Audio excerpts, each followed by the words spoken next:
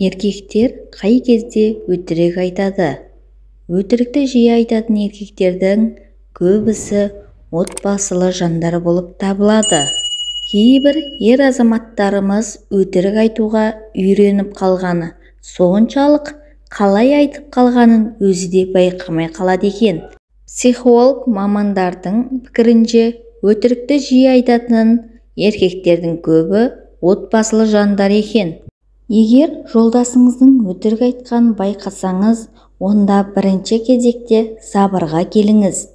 Кез келген жанжал жағдайды ушықтыру түсуі мүмкін. Алдымен бәрін ой елегінен өткізген абзал. Жолдасыңыздың өтірікті қаншалықты жиі айтатынын байқасаңыз, және тек сізге ғана айта ма, оны да тексеріп көріңіз. Күйеуіңіз бәріне бірдей өтірік айтуы мүмкін. Тіпті жағдайдың қиындығына сезіне тұра ештеңе істей алмайды. Мұндай жағдайда көбінесе психотерапия маманы жақсы көмектеседі. Сондай-ақ өтірікті тек сізге ғана айту мүмкін. Әрине, мұның себебі болатыны айқын. Мысалы, әйелдің шектен тыс қызғанышы мен бақылауы. Жағдайды өзгерту үшін алдымен өзіңізден бастаған дұрыс. Ер азаматтың өтірікті жиі айтуының негізгі себептері: отбасының тыныштығын сақтау үшін кейде шын жауабын айта алмайтын сұрақтар болады. Егер шынымды айтсам, әйелімді өкпелетіп аламын, немесе жанжал шығару мүмкін деген ой туады.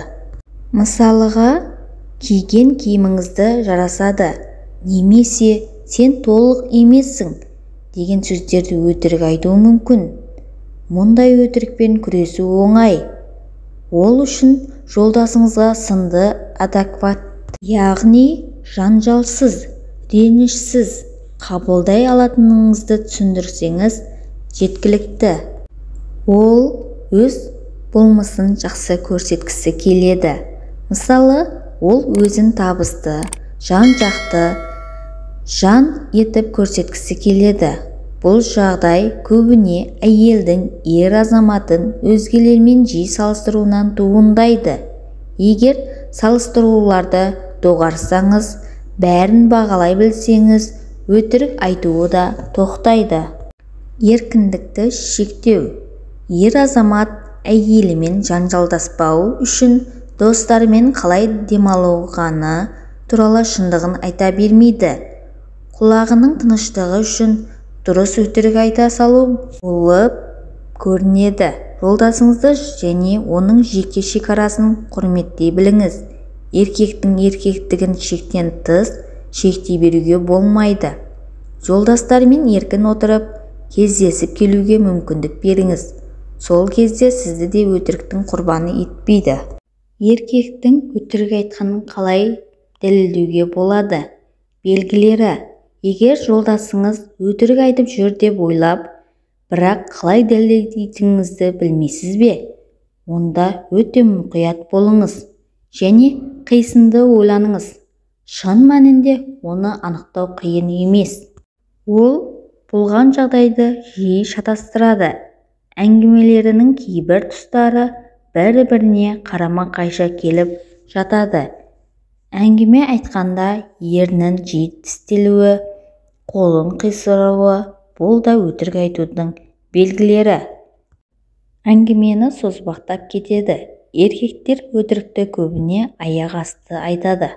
Сол себепті де көбіне сөздері созып, айтатын өтірігін ойластырып алу үшін арасында үзіп-үзіп айтады. Ал өтірікті алдын ала дайындап алған адам оны жылдам-жылдам айтып, нүктесін қоятын болады. Тұйықталу. Ақша сұрағанда немесе достары жайында ашылып бұрынғыдай ештеңе айтпайды. Бар нәрсеге өзіңізді кінәлай шығады. Жолдасыңыздың өтірік айтқанын тағы бір белгісі өзіңізді айыптауы. Бұл белгілері арқылы жолдасыңыздың өтірік айтып отырғанын білуге болады. Бірақ бір ғана белгілі арқылы өтірік айту деу дұрыс емес. Ол үшін бірнеше белгі қатар сәйкес келу керек. Жолдасыңыздың шынымен ақ жұмысында мәселесі болуы мүмкін. Сондықтан бірден ренжімей, біраз бақылап көріңіз және сабырға келіңіз. Күйеуіңіздің өтірік айтқанын дәлелдеген кезіңізде жоғарыда айтып кеткендей жанжал шығарудың аулақ болыңыз. Жанжал мәселесінің алдындағы дәрменсіздік белгісі. Сондықтан ұрыс шығарып ештеңеге жете алмайсыз. Бастысы сабыр түрде ашық әңгіме айту. Достар, менің пайдалы кеңестерім ұнаған болса, менің каналыма тіркеліп, лайк басып, қоңыраушаны басыңыздар. Сіздермен бірге болған пайдалы кеңестер бір арнасы.